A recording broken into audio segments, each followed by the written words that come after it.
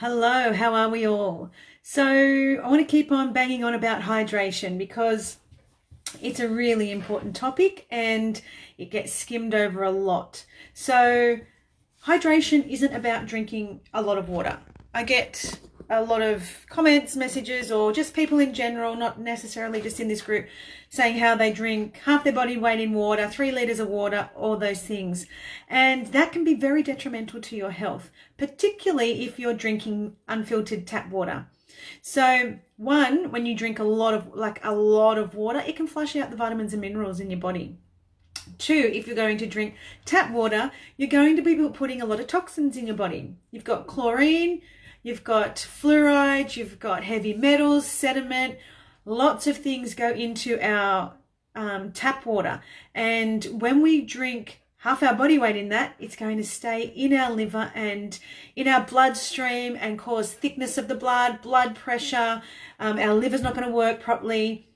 It's going to be congested with all these toxins, and anything else we add on top of that is going to be in the liver and it won't be functioning properly. So filtered water is super important, and you need to make sure it takes out the chlorine and all of those heavy metals and everything. Not like just a little thing that sits on your bench top that just does a little bit of sediment or whatever. We need to get heavy metals out. We need to get a lot of things out, because when we're throwing down all that water, it's actually counteractive to our health.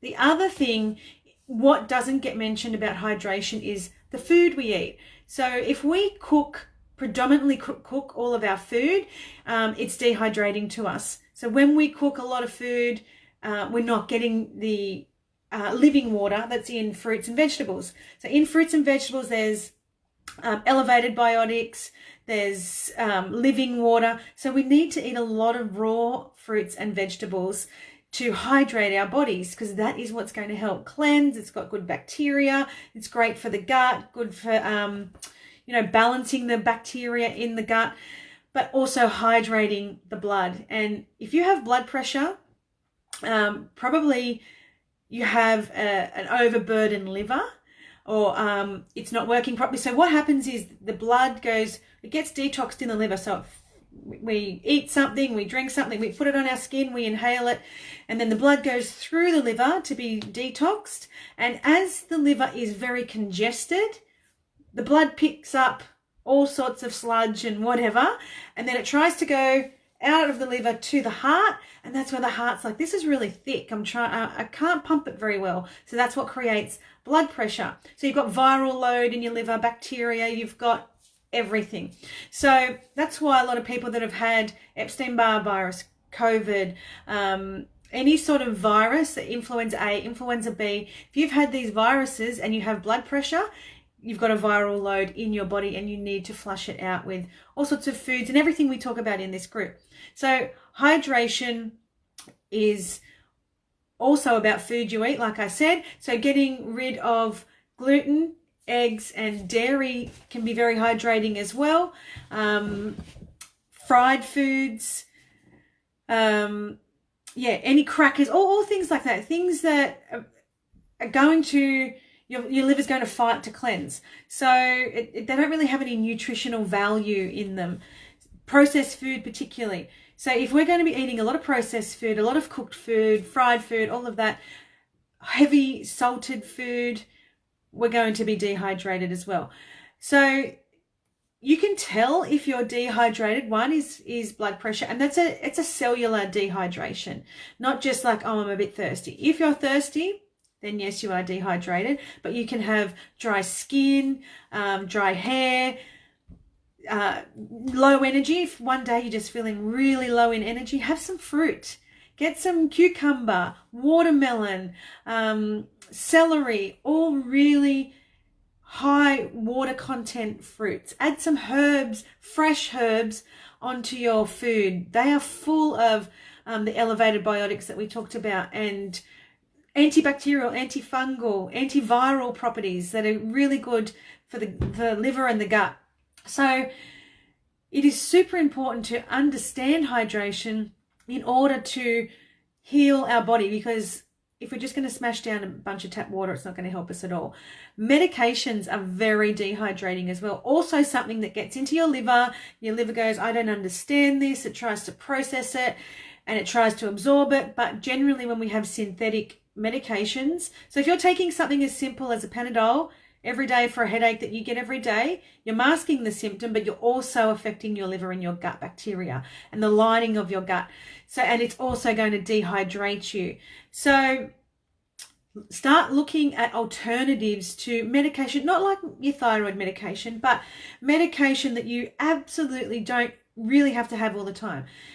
We haven't had a Panadol in this, or paracetamol in this house for, I couldn't even tell you the last time. We use peppermint, we use frankincense, we use past tense. Hi, Marielba. We use all sorts of things for medication in this house instead of reaching for a pharmaceutical, because like I said, not only does it get expensive, but you're masking the symptom. A Panadol isn't actually going to get rid of the why you have the headache. It might get rid of the symptom, like you'll get rid of the pain, but the reason you have the headache is still going to be in your body. So generally headaches are if you're tired, you're tense, you're dehydrated, you have too much toxicity in your body. Start looking at why you have these issues in your body. So yeah, hydration. If you have any questions of hydration, pop them in the chat and we'll talk about it. Let me know where you're coming from. I always love to know where you're tuning in from. Say good day. But what is it about hydration that you also need to know? Because it's a cellular thing. This is not just about drinking water. How would you help your thyroid waking up natural? Waking up. How to wake up without an alarm? Is that what you're saying? How to wake up naturally?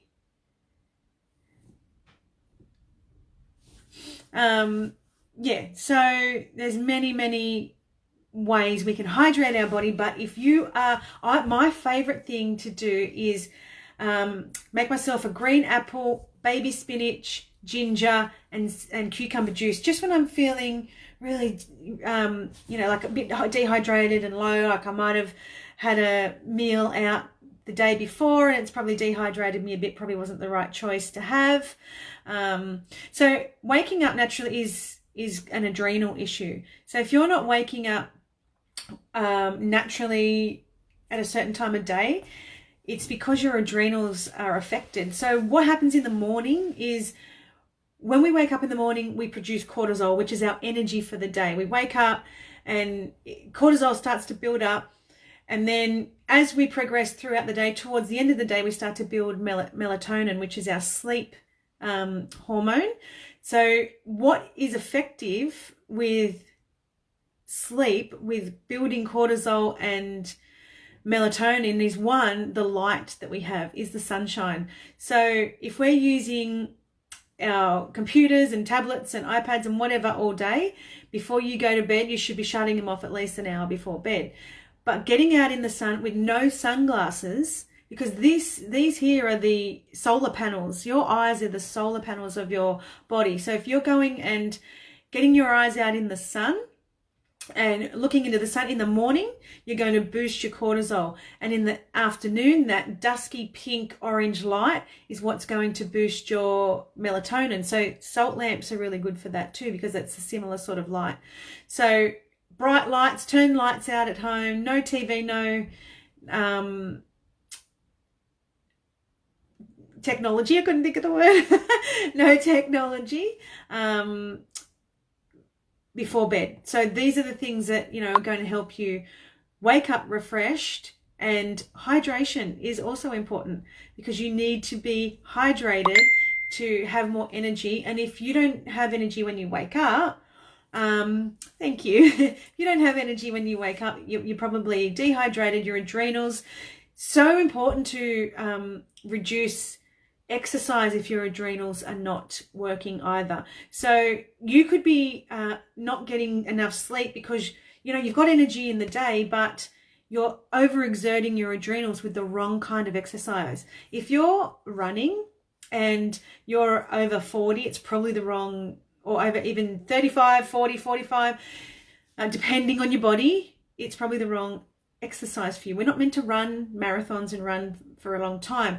When we exercise, when you think back to, maybe tribal times, people didn't just run and run and run. When they went to hunt for food, they walked, and then they ran to catch the food, and then they walked, and then they picked it up and carried it. So there was like interval training, weight training there, and so it was kind of up and down. We are not meant to just go 100 miles an hour for an hour. So that's what can affect your adrenals. So walking's good. That's why yoga's fantastic, because yoga gets you to breathe deep as well. And walking, you're breathing a lot easier, but you're not affecting your adrenals because you're building up that cortisol and that adrenaline, and it's too much, and it's overexerting the adrenals for a lot of people. So that is another reason you might not be sleeping well or not waking up properly, is you're doing the wrong exercise in the day for you. So no more, if you're doing a workout, no more than 28 minutes, but it should be up, down, and using your body weight and using things like that to get yourself, you can still be fit, you can still be active, you can still be healthy, but exercise isn't always healthy for everybody. We should be exercising, but you should be doing the right form of exercise. So the last thing about hydration, I just want to go over the water again. It is super important, super important to get a water filter on your tap. I'm installing a water system that goes on my whole house. It's going to be at the front, right where the water meter is, and I'm going to put it all the way through the house, because the amount of chlorine in our water is more than a swimming pool. When you actually do a chlorine test on your water per liter, there's more chlorine in our tap water than there is in a swimming pool. So when we're showering, it's absorbing into us. When we're soaking in the bath, it's absorbing into our skin. So you can put all the bicarb and Epsom salts you want in your bath, but you're absorbing whatever it is that's in the tap water. So yeah, maybe if you have a lot of baths, that could be why you're dehydrated as well. So those are a few little tips on hydration. If you have any questions, keep popping them in the comments, and I will comment later. But just remember how important hydration is. I'm going to keep drumming it into us, because it is really important to be mindful of what we eat, what we drink, what pharmaceuticals we're using, what chemicals we're using. All chemicals are dehydrating. Makeup, hair, all of those things, anything we're spraying, perfume, all of those things are dehydrating. So be very, very conscious of what you eat and what you use for your body.